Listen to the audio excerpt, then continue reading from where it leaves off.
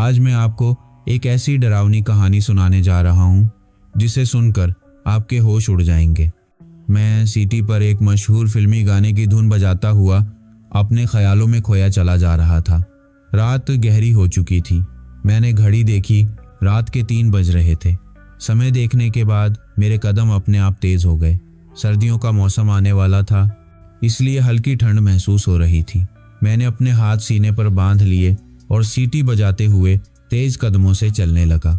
मुझे घर पहुंचने की कोई जल्दी नहीं थी, क्योंकि इस भरी दुनिया में मैं अकेला हूँ। घर में मेरा इंतज़ार करने वाला कोई नहीं है, इसलिए जल्दी जाने की कोई वजह भी नहीं थी। मैं एक अजीब से नशे की हालत में चलता जा रहा था। आखिरकार मैं उस बाज़ार से आ रहा था जिसका नाम शरीफ आदमी जुबान पर भी नहीं लाता, और ऊपर से मैंने शराब भी पी रखी थी, इसीलिए मेरे कदम लड़खड़ा रहे थे। रास्ते में मुझे डर सिर्फ पुलिस वालों से था, क्योंकि अगर सामना हो जाता तो वे मेरी जेब खाली कर देते। अपनी गली में घुसते ही मैंने चाबी निकालने के लिए जेब में हाथ डाला। घर जाने का ख्याल आते ही मुझे झुंझलाहट होने लगी। खाली घर मुझे काट खाने को दौड़ता है।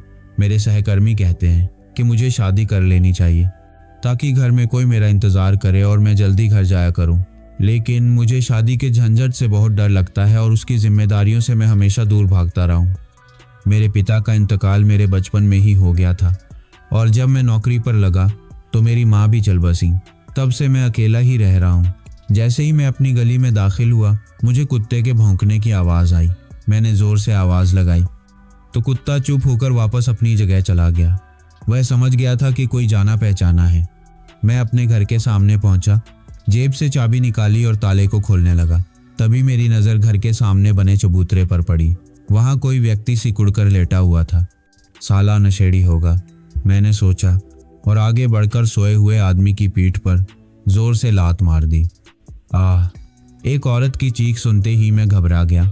चबूतरे पर सोया हुआ शरीर उठकर बैठ गया।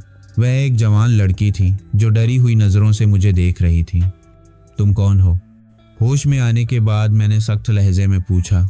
मैं उसकी जुबान लड़खड़ाने लगी। घर से भागी हो? मैंने फिर पूछा। उसने सिर हिलाकर मना कर दिया। तो फिर कौन हो तुम, और इतनी रात गए मेरे घर के सामने क्यों सो रही हो?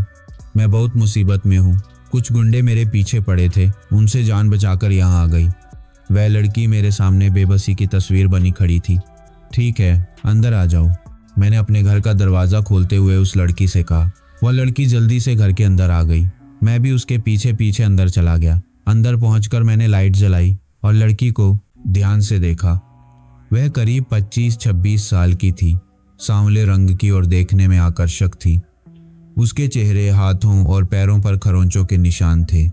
ओह, तुम तो जख्मी हो, मैंने कहा। वह डरी हुई दीवार से सटी खड़ी थी। फिर मैंने अपनी जैकेट उतारकर कुर्सी पर रख दी और शोकेस से जख्मों पर लगाने वाली लाल दवा उठा लाया। इधर आओ और पलंग पर बैठ जाओ, मैंने रूही को दवा में भिगोते हुए कहा। वह रोबोट की तरह मेरा हुक्म मानकर पलंग पर बैठ गई। जब वह बैठ गई तो मैंने उसके जख्मों पर दवा लगानी शुरू की। दवा लगते ही उसे दर्द हुआ और उसकी हल्की हल्की सिसकियां निकलने लगी। तुम्हारा नाम क्या है? दवा लगाने के बाद मैंने पूछा। जुलेखा, उसने छोटा सा जवाब दिया। तुम कौन हो, कहाँ से आई हो, और ये जख्म? मैंने एक साथ कई सवाल कर दिए। यह बहुत लंबी कहानी है, लेकिन अभी मुझे बहुत भूख लगी है। जुलेखा अब काफ़ी संभल चुकी थी। शायद फ्रिज में कुछ हो, मैं ये कहते हुए कमरे से निकलकर किचन में चला गया। फ्रिज में सिर्फ आधा बर्गर था, और वो भी ठंडा। मैं वो आधा बर्गर लेकर कमरे में लौटा। जुलेखा ने जल्दी से मेरे हाथ से बर्गर लिया और खाने लगी। वो बहुत भूखी लग रही थी। ठंडे और सख्त बर्गर पर टूट पड़ी। ठंडा बर्गर खाते हुए जुलेखा को जोर से हिचकी लगी।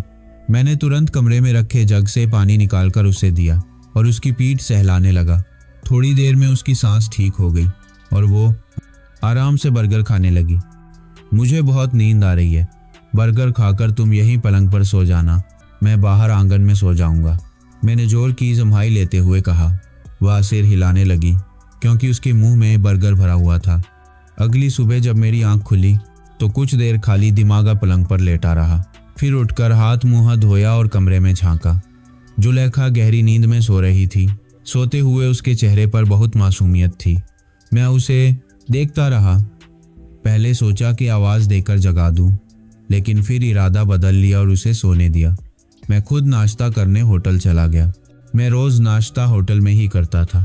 नाश्ते के बाद मैंने 2 पराठे, 1 तला हुआ अंडा और 1 कप चाय पैक करवाई और घर आ गया। जुलेखा अभी तक सो रही थी। मैंने सारा सामान किचन में रखा और नहा धोकर ऑफिस जाने की तैयारी करने लगा। तैयार होने के बाद फिर कमरे में झांका। जुलेखा अब भी गहरी नींद में थी। मैं धीरे से पलंग के पास गया और उसे ध्यान से देखने लगा। उसकी सांसों के साथ उठता गिरता सीना मेरी आंखों में चुभने लगा। मैंने जल्दी से नजरें फेर ली और हल्के से उसका कंधा हिलाकर उसे जगाया। उसने आंखें खोल दी। नाश्ता किचन में रखा है, खा लेना, मैं ऑफिस जा रहा हूँ, मैंने कहा। वो सिर हिलाने लगी। उसकी आंखों में अब भी नींद थी। मैं यह कहकर कमरे से निकल गया और ऑफिस के लिए चला गया। जिंदगी में पहली बार ऑफिस के काम में मेरा मन नहीं लग रहा था। दिल कर रहा था कि उड़कर घर पहुंच जाऊं। आज ऑफिस में काम भी ज़्यादा था, इसलिए आधे दिन की छुट्टी भी नहीं ले सकता था। किसी तरह 5 बजे मैंने फाइलें बंद की और घर जाने के लिए उठ खड़ा हुआ। आज बाजार में बिल्कुल नया माल आया है, चले मेरे शेर। ऑफिस बंद होने के बाद मेरे सहकर्मी और दोस्त अनवर ने मेरे कंधे पर हाथ मारते हुए कहा, नहीं यार, आज मुझे थोड़ा जल्दी घर जाना है, मैंने जवाब दिया।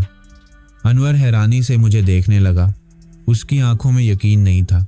वो, मेरी तबीयत ठीक नहीं है, रात को थोड़ा बुखार हो गया था, इसलिए घर जाकर आराम करूंगा। मैंने जल्दी से सफाई दी। मेरी सफाई से अनवर संतुष्ट हुआ या नहीं ये मैं नहीं जानता। बस मैं जल्दी से ऑफिस से निकला और घर की तरफ चल पड़ा। रास्ते में मैंने खाने का पार्सल लिया और तेज तेज कदमों से घर पहुंच गया। घर के सामने पहुंचकर मैंने दरवाजे का ताला खोला। मैं ताला इसलिए लगाकर गया था ताकि मोहल्ले वालों को शक ना हो कि मेरे घर में कोई लड़की है। ताला खोलकर मैं अंदर आया, फिर दरवाज़ा बंद करके कुंडी लगा दी और घर के भीतर चला गया। अंदर पहुंचते ही मैं ठिठक गया। यह मेरा ही घर था, लेकिन बदला हुआ। मैंने चारों तरफ देखा। आंगन साफ सुथरा और धुला हुआ था। मैले कपड़े भी धोकर रस्सी पर सूखने के लिए टंगे थे। जब मैं कमरे में गया तो वहां भी सफाई थी और पलंग पर साफ चादर बिछी हुई थी। जुलेखा पलंग पर बैठी थी। मुझे देखते ही वो जल्दी से खड़ी हो गई और मुझे सलाम किया। तुमने घर की सफाई क्यों की? मैंने खाने का पार्सल उसे देते हुए पूछा। क्या आपको बुरा लगा? उसने जवाब देने के बजाय मुझसे ही सवाल कर लिया। नहीं नहीं, मैंने जल्दी से कहा। अच्छा लग रहा है, बल्कि बरसों बाद मेरा मकान मुझे घर जैसा लगा है, कुछ अपना सा। अम्मी के इंतकाल के बाद तो इस घर में झाड़ू भी नहीं लगी थी। मैं बस इसलिए कह रहा था कि तुम जख्मी थी, बेवजह इतनी मेहनत क्यों की? मेरी बात सुनकर जुलेखा सिर हिलाने लगी। ऐसे कोई बड़े जख्म नहीं थे, बस कुछ खरोंचे ही थीं, उसने कहा और मेरे हाथ से खाने का पार्सल लेकर किचन में चली गई। थोड़ी देर बाद हम दोनों साथ बैठकर खाना खाने लगे। खाने के दौरान जुलेखा ने अपनी कहानी सुनाई। उसकी कहानी वही थी जैसी अक्सर ऐसी लड़कियों की होती है। जुलेखा गांव में अपनी बिरादरी से बाहर के एक लड़के से प्यार करने लगी। दोनों छुप छुप कर मिलते रहे, लेकिन कब तक? एक दिन घर वालों को उनके प्यार का पता चल गया। जुलेखा पर पाबंदियां लगा दी गईं और उसकी शादी अपनी ही बिरादरी में तय कर दी गई। जुलेखा ने इसका विरोध किया, लेकिन किसी ने उसकी बात नहीं सुनी। शादी की तैयारियां शुरू हो गईं। शादी से एक दिन पहले जुलेखा और उसका प्रेमी घर से भागकर शहर आ गई। भागते समय जुलेखा अपने साथ काफ़ी पैसे और जेवर भी ले आई।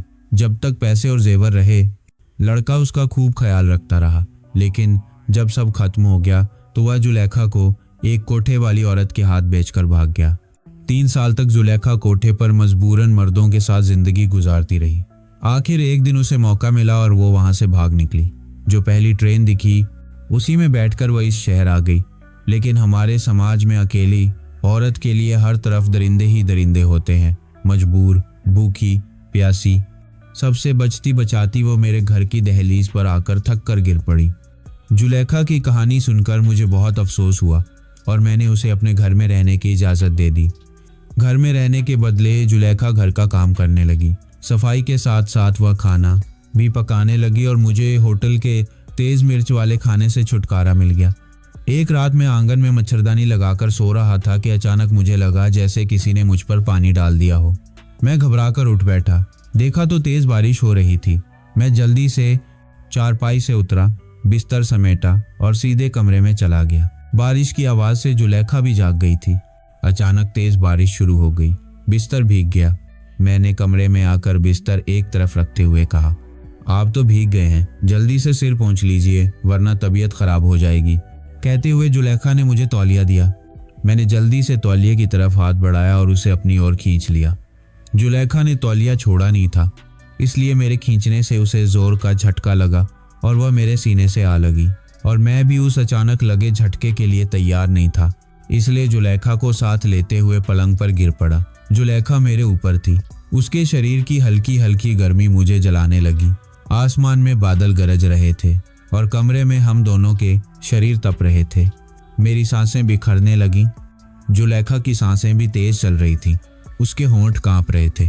मेरी आंखों में प्यास थी और उसकी आंखों में जैसे न्योता था कि उन झील जैसी आंखों में डूबकर अपनी प्यास बुझा लो। मैंने तौलिया पलंग के सिरहाने फेंक दिया और जुलेखा को अपनी बाहों में कस लिया। बाहर तेज बारिश हो रही थी और कमरे में हम दोनों एक दूसरे में खोते जा रहे थे। हम दोनों पर बेहोशी सी छा गई थी। फिर वह तूफान गुजर गया। आसमान भी शांत हो गया और हमारे अंदर का तूफान भी थम गया। उस रात के बाद हम दोनों एक ही कमरे में एक ही पलंग पर सोने लगे। फिर जब मुझे तनख्वाह मिली तो घर का राशन लाने के साथ साथ मैंने जुलेखा की काफ़ी शॉपिंग भी करवाई। हम दोनों रोज़ शाम को घूमने जाने लगे। हमने साथ मिलकर कई फिल्में भी देखी। जुलेखा के आने के बाद मेरी ज़िंदगी में एक ठहराव सा आ गया था। फिर एक शाम में ऑफिस से घर आया तो देखा कि जुलेखा मोहल्ले की एक औरत से बात कर रही थी। उसके हाथ में सब्जी की टोकरी थी। शायद वह बाजार से सब्जी लेकर आ रही थी। मैं गुस्से भरी नज़रों से जुलेखा को घूरता हुआ घर में चला गया। मेरे पीछे पीछे जुलेखा भी अंदर आई, टोकरी किचन में रखी और कमरे में आ गई। किससे बात कर रही थी? मैंने कड़े लहजे में पूछा। 2 घर आगे रहती हैं, कल उनके घर नज़र है, उसी की दावत दे रही थी। जुलेखा अपने दुपट्टे से पसीना पोंछते हुए बोली, मोहल्ले वालों से बड़े रिश्ते बना लिए हैं। मेरा मूड अब भी खराब था। यहाँ रहते हैं तो मोहल्ले वालों से हाल चाल करना ही पड़ता है। जुलेखा ने शांति से जवाब दिया, मोहल्ले वालों ने यह नहीं पूछा कि तुम कौन हो और किस हैसियत से यहाँ रहती हो। मैंने अपने मन में उठते सवाल को जबान पर ला दिया। हाँ, पूछा था, जुलेखा ने शांत लहजे में कहा। फिर तुमने क्या जवाब दिया? मेरी पेशानी पर बल पड़ गए। मैंने कह दिया कि मैं आपकी बीवी हूँ। जुलेखा ने इत्मीनान से कहा। यह सुनते ही मेरा दिमाग घूम गया। बीवी? मैंने जोर से जुलेखा के गाल पर तमाचा मार दिया। वह जमीन पर गिर पड़ी। मैंने आगे बढ़कर उसकी पीठ पर लात मारी, फिर अपनी पैंट से बेल्ट निकालकर जमीन पर पड़ी जुलेखा पर बरसाने लगा। बदचलन औरत, तू मेरी बीवी है। बीवी ऐसी होती है। तुझ पर एहसान क्या कर दिया, तू फैल ही गई। अपने आप को इस घर की मालकिन समझने लगी। मैं लगातार उस पर बेल्ट चला रहा था और मेरी जबान से आग निकल रही थी। कमीनी, 2 कौड़ी की औरत, तेरे साथ 2-4 रातें क्या गुजार ली, तू मेरी बीवी बन गई। ऐसी होती है बीवी। मेरी बात सुनकर जुलेखा गुस्से में खड़ी हो गई। उसने हाथ बढ़ाकर मेरा बेल्ट वाला हाथ पकड़ लिया और गरज कर बोली, तो फिर बता, कैसी होती है बीवी और किस हक से तू मेरे साथ रातें गुजारता रहा? क्या हक है तुझे कि तू मेरे खाने और मेरे सलीके की तारीफ़ा करता है, क्यों मुझे शॉपिंग करवाता है? और जुलेखा ने अपने जख्मी होंठ से बहता खून अपनी हथेली से पोंछा और दर्द भरी मुस्कान के साथ बोली, और आज आपने मुझ पर हाथ उठाकर मुझे बीवी होने का आखिरी हक भी दे दिया।